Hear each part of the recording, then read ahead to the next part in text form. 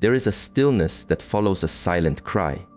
You look into the mirror, not at a face, but at a landscape after a storm. The features are soft, blurred, but what holds your gaze is not the surface. It is a profound, unfamiliar quiet, as if you are seeing the dweller inside the house for the first time.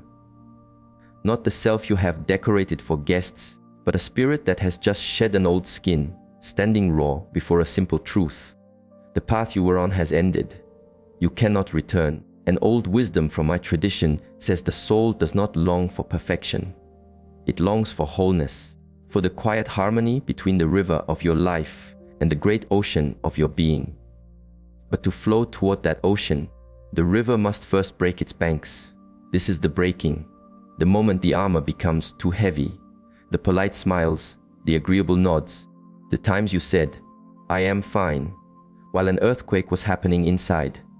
All of it feels like a borrowed garment, too tight to breathe in. The strength to perform is gone.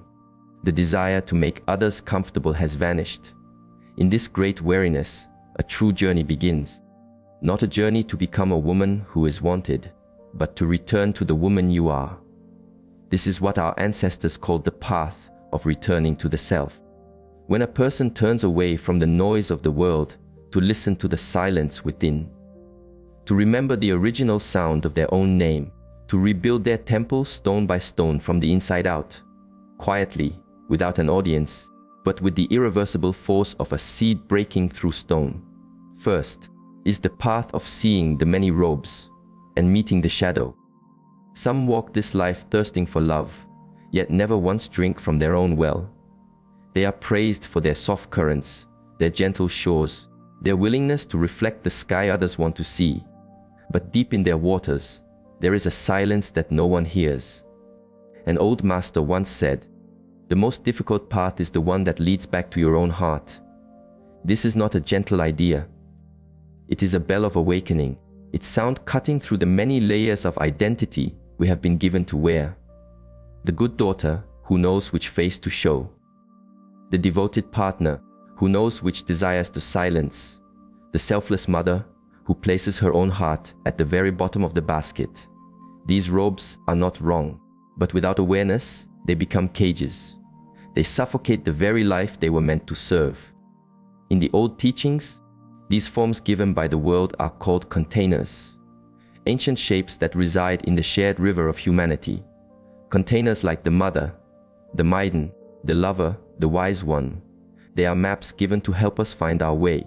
But when we mistake the map for the land itself, when one container becomes our only world, we lose the vastness of who we are. A woman who lives only within the container of the self-sacrificing mother may forget she also holds the wildness of the wolf, the creativity of the spider, the vision of the eagle. A woman who lives only as the good maiden cannot say no, cannot draw a boundary, and slowly learns to live in a silent winter inside her own soul. A clear sign of this inner winter is the constant storm between the world outside and the world inside. Many who are admired, who are loved, who are successful, still feel a quiet ache in the solitude of the night, an emptiness they cannot name, because what they are living is not their essence. It is their performance, the mask the ancient ones called the social face, the boat we use to navigate the river of society. The boat is useful, but if we never get out of the boat, we forget how to walk on solid ground. We forget the face that lives beneath the mask. And then, one day, the shadow asks to be seen.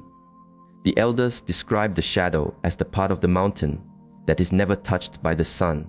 It is the cave where our unfelt anger, our denied hunger, our shamed desires, and our silenced wildness have gone to live.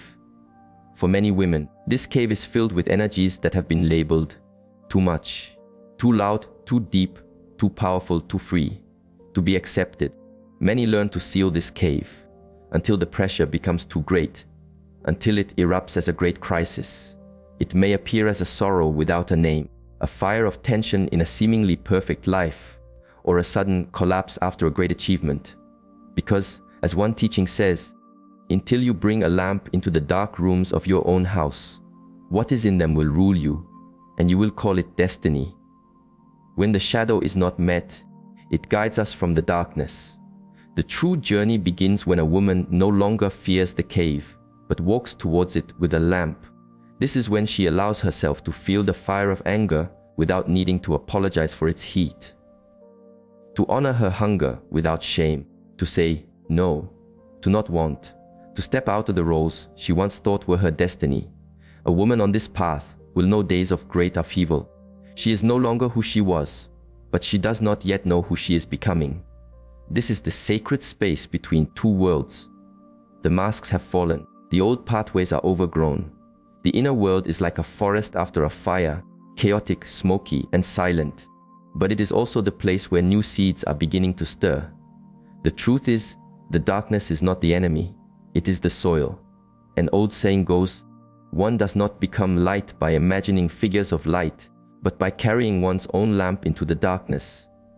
It is by walking into the very places where we feel unworthy, unlovable, too much, that we find our wholeness. And the miracle is this: when a woman dares to befriend her own shadow, she unleashes her true life current. She becomes deeper, more present, more powerful in a way that cannot be learned, more radiant in a way that cannot be faked. I remember a woman who told me her story. She was a perfect partner, always soft, always ready, always putting the other's needs on the altar of her life. After a sudden separation, she fell into a deep panic. She began a journey inward, and there she met a hard truth she had never lived for herself. She learned to sit in silence, to walk alone in the woods, to paint, to dance, to scream into the wind. Finally, she said, I don't know who this woman is, but I can feel her breathing, and she feels more real than anything I have ever known. That was her true self, long hidden in the shadow, now being invited back into the light, one breath at a time. When a woman moves beyond her shadows and her masks, she does not become a better version for others to admire. She does not become a polished stone. She becomes herself. Wild, complex, sometimes unpredictable, but always real. And that honesty, once lived, emanates a kind of gravity, a quiet presence, not because she is perfect, but because she is whole. In a world where every image is managed and every feeling is curated, this journey of facing the shadow, removing the masks, and choosing oneself is a quiet revolution. A woman who dares to walk into her own darkness, to reclaim her own light, is transforming not only her own life, she is recalibrating the world. And perhaps that is the kind of human we all long to be near. Not one who tries to be loved, but one who has chosen to love the truth of who they are. Second is the moment of sacred collapse, from suffering to rebirth.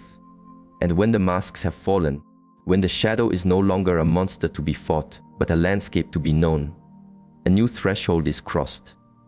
Not a threshold of peace, but one of ruins. The slow, deep crumbling of the old self. This is a phase the old traditions never beautified. The path to wholeness does not begin with comfort. It begins with a crack in the foundation. The real question is not, how do I avoid this? The real question is, have you ever fallen so deep that you were forced to meet yourself for the first time? For many, this rebirth begins with a shock that feels like the end of the world, an unexpected door closing, a cold farewell after years of tending a garden for another, a betrayal that shakes the ground, or more quietly, a morning you awaken and cannot find a single reason to leave your bed. What felt like mere emotion suddenly touches the root, and every role, every habit, every story feels hollow. In that moment of profound loss, when all outer supports fall away, the deepest self finally has the silence it needs to speak. As an old text says, the one who wishes for an answer to the problem of suffering must first turn their gaze inward. In the darkness, in the pain, in the chaos, lies the hidden gate to self-knowing. Perhaps you have been in that silent room. No one calls. The silence stretches so long, you begin to hear your own heart. You think you are alone. But in truth, you are in a sacred meeting with the one you have forgotten yourself. In the path of my teachers, this is the beginning of what we call inner alchemy. Not the act of escaping pain, but of transforming it. Not of turning lead into gold, but of seeing that the lead itself is sacred. The collapse becomes strength. the wound becomes the door. A woman once wrote to me, sharing that she had lived a good life.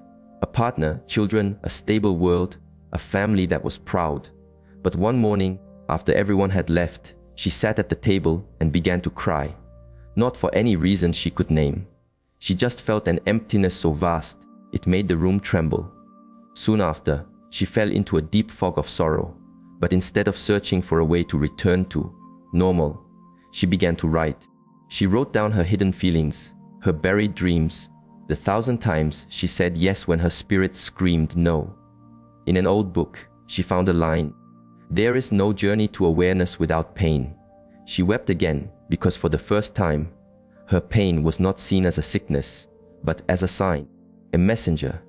If you are hearing this and your heart feels a familiar ache, if you are moving through a fire and asking, "Why me?" then perhaps this is not your ending. Perhaps this is your beginning.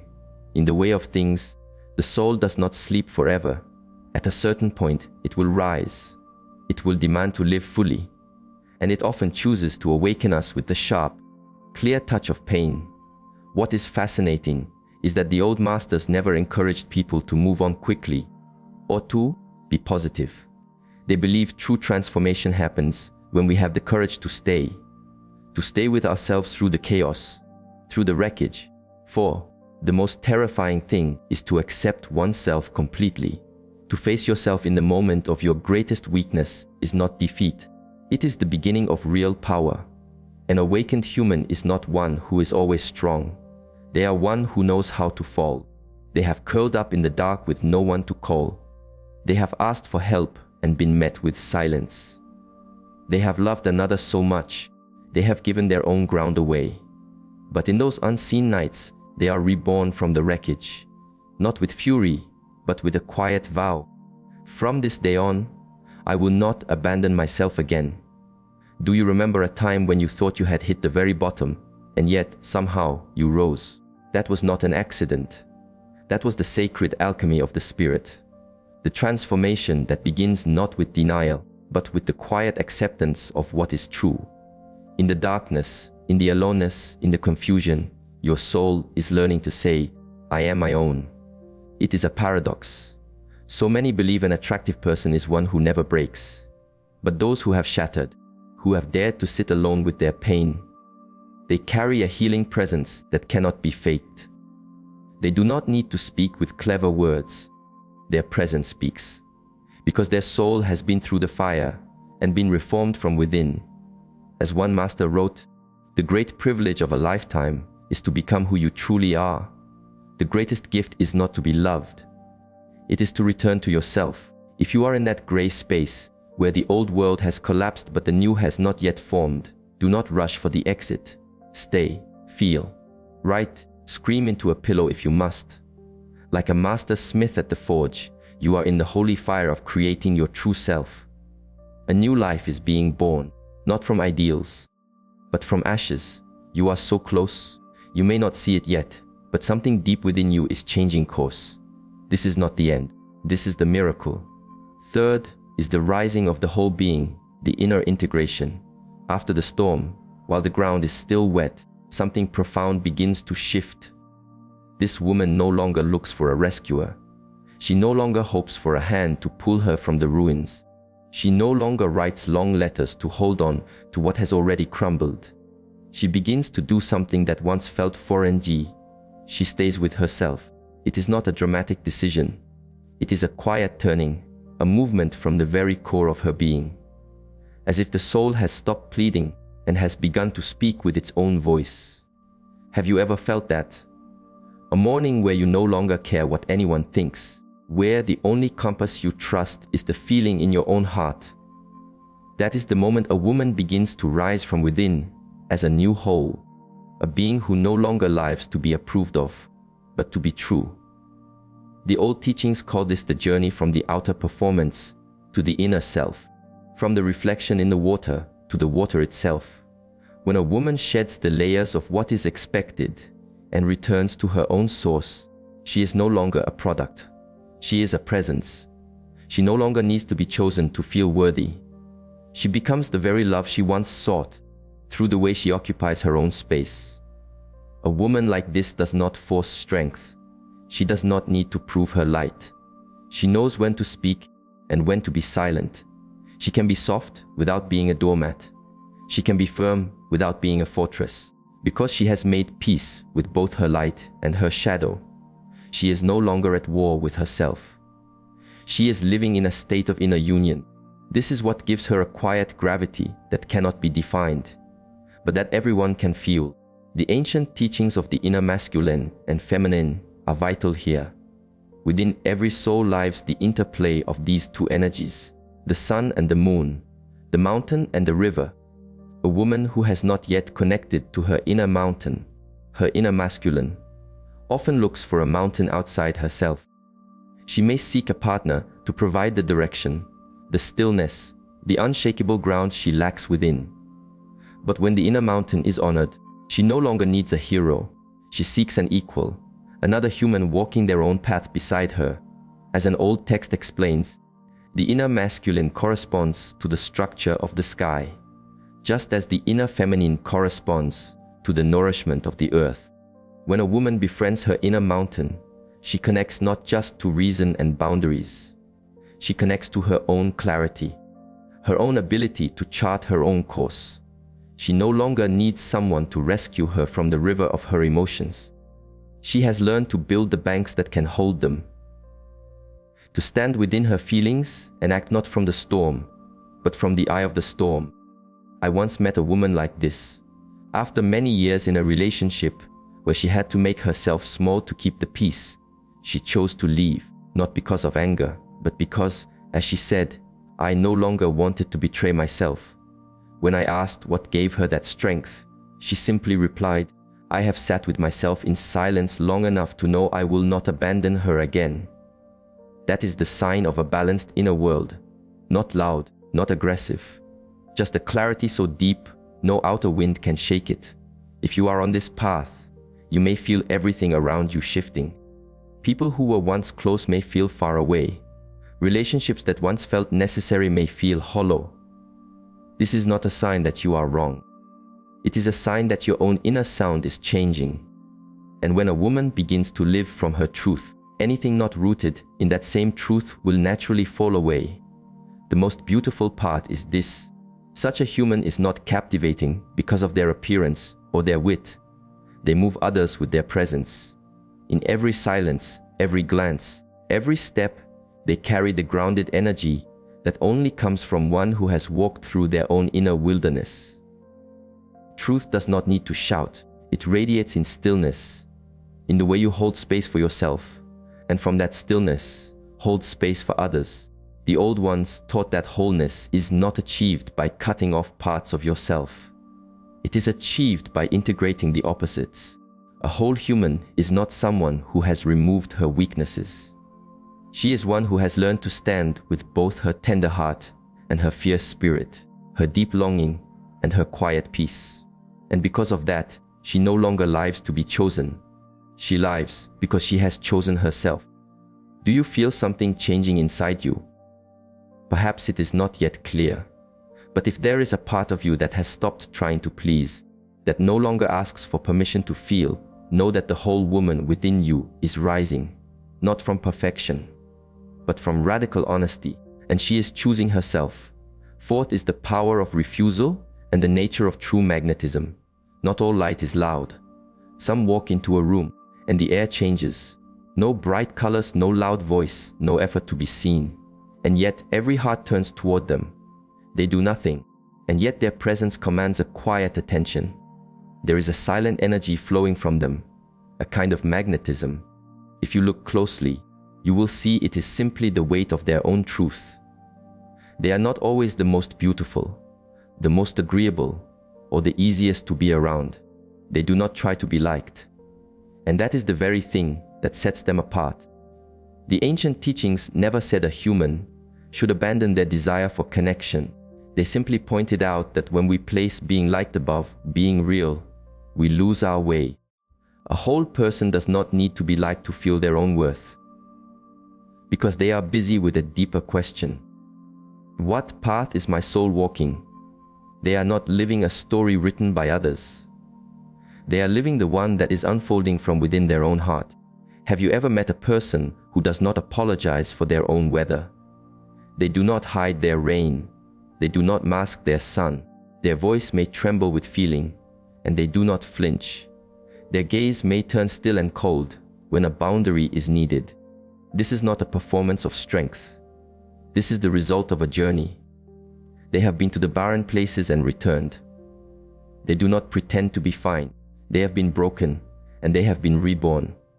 And now, the cracks are where the light shines through. As one master said, only the wounded physician heals. The one who can truly offer solace is the one who has carried their own wounds, not as a burden, but as a teaching.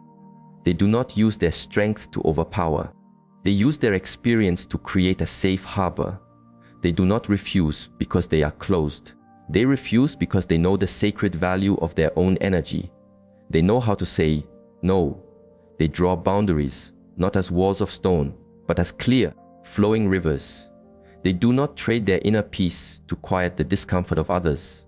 And most of all, they no longer apologize for their own depth. They no longer say, "Sorry, I think too much," or "Forgive me for being sensitive." Those were once the price of admission. Now, they understand that their depth is not a burden. It is their gift.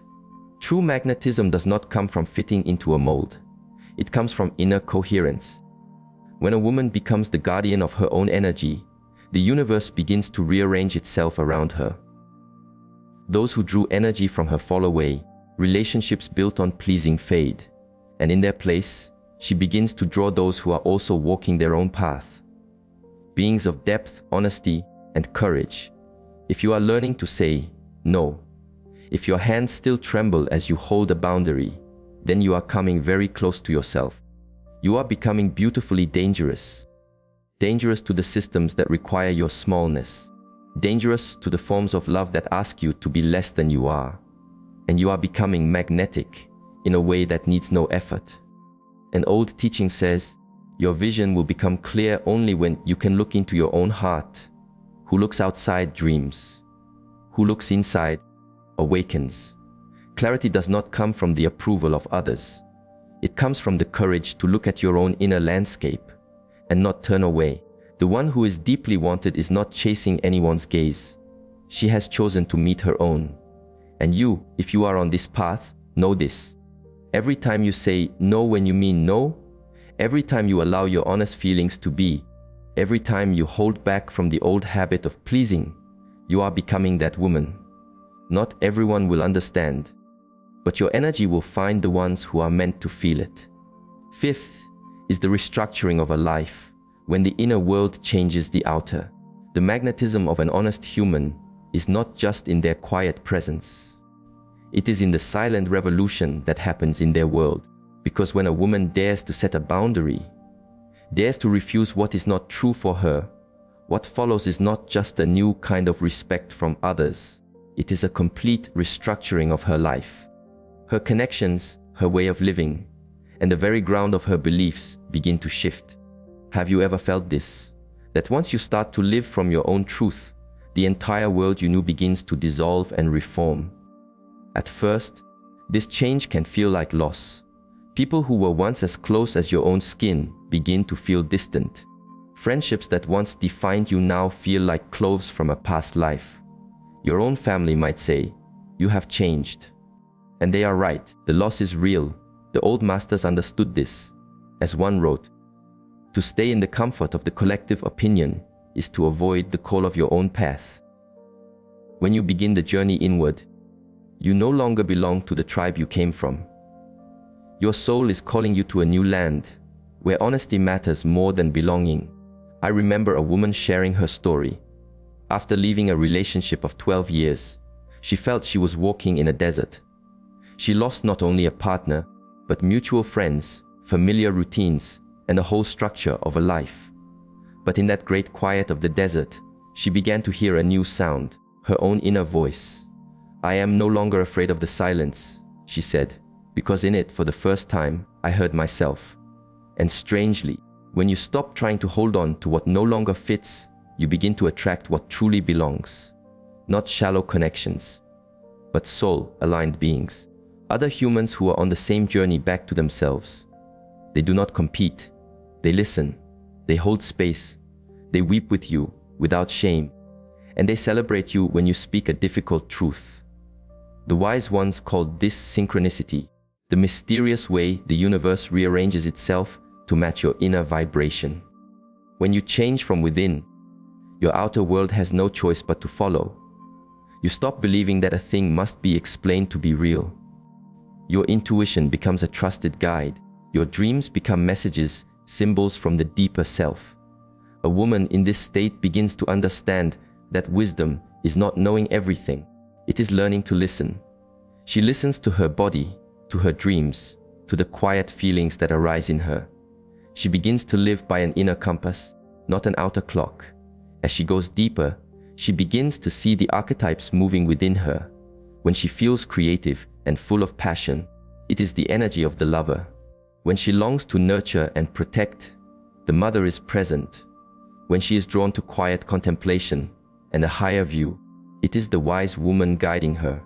These are no longer roles to fit into. They are energies to be honored, rivers of being to flow with. Do you feel like you no longer want to explain your changes? Do you find yourself trusting a feeling you once would have dismissed? If so, you are very close to the heart of the journey. Do not fear if old friends no longer understand. The boredom you feel with the old ways is a sign that you are ready for something more real. A great master taught, we cannot change anything until we accept it. Condemnation does not liberate, it oppresses. The great change begins with the courage to accept that you have already changed. From there, everything begins to rearrange itself, not around what others want, but around the truth that is living in you. Sixth is the dance of integration, the lover, the mother, the wise one, the maiden. And then, when a woman walks to the rhythm of her own heart, she enters a deeper land. It is no longer about escaping the old. It is about weaving the many threads within her into a single, beautiful cloth.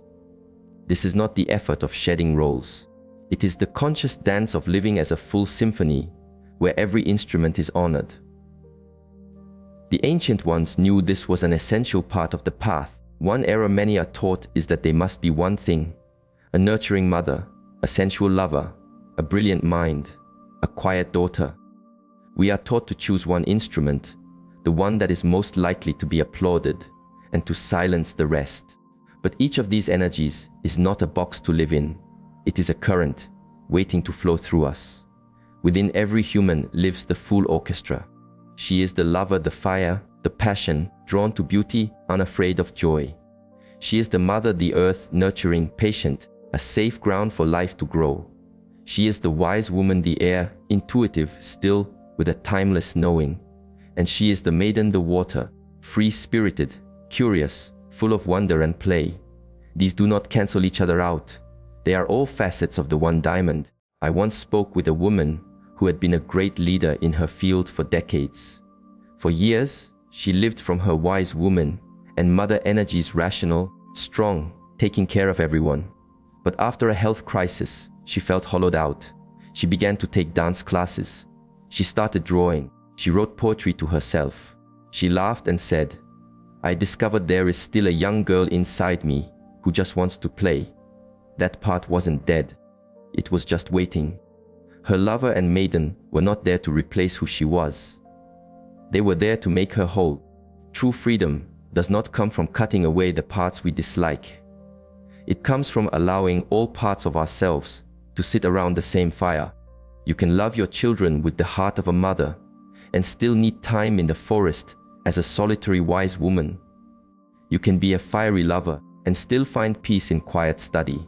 You can laugh loudly at a feast and cry softly in the moonlight. You do not have to apologize for any of it. If you have ever felt confused by your inner contradictions, that is a good sign. It means your different energies are awakening. You do not rush to choose one. Just listen. One day, you may feel the urge to create. That is the lover. On another, you may crave deep silence. That is the wise woman. The desire to play and be silly is the maiden. The instinct to care for another is the mother. You are all of them, and you are allowed to be all of them. A woman who integrates her energies no longer asks, "Who must I be to be loved?" She asks, "Which part of me wishes to be alive today?" That question alone frees her. It unlocks a flow of life that touches everything she does. She is no longer trying to be the ideal woman. She has become a living river, fluid, radiant, and free. A great teacher said wholeness comes not from slicing away what we dislike, but from weaving everything we are into a single garment. Pause and ask yourself, is there a part of me I have neglected, an instrument left in its case for too long? If so, open the door. The path is not a straight line. It is a dance, and you are the choreographer. Perhaps the deepest part of this journey is not learning something new, but having the courage to unlearn, to gently put down the heavy robes of be nice, be agreeable, be selfless. They once kept you safe, but they became a cage. The moment you say, enough, not with anger, but with quiet clarity, is the moment you start to become. You do not need to be the woman everyone desires. The truth is, the most deeply loved people are those who never tried to be. They simply lived so honestly. Their presence became a quiet light. And then, the right things begin to flow to them, not because they perform, but because they are home. There is a strange peace in the eyes of a woman who knows who she is. When she stands before a mirror, she is not checking for flaws. She is greeting a friend, the one she once dreamed of being, not perfect, not untouched by sorrow, but honest, whole, and no longer asking for permission to be here. An ancient one taught, one does not become enlightened by imagining figures of light, but by making the darkness conscious. You do not become your deepest self by chasing an idea of perfection. You must walk through the dark valleys. You must sit with what is uncomfortable. And it is from that deep ground that you truly begin to shine, not with borrowed light, but with a fire kindled from within. If you are somewhere on this path, if it feels messy, if you feel lost, know that you are not alone. A great awakening is happening. A generation of souls are laying down old burdens together, choosing themselves not from fear, but from love. Every time you speak your truth, set a boundary, or forgive yourself, you send a ripple into the great river of being, where thousands of others are waiting for a sign. When one soul heals, it does not heal alone.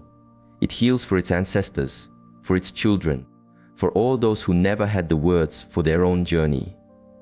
Every step you take toward yourself lights the path for someone else. So even if this road feels solitary, you are never walking alone. Behind you is a river of those who came before. Ahead of you is the whole being you are becoming. And in this very moment, all that is asked of you is this: choose yourself. The world will rearrange itself to reflect that choice. You were never meant to be small.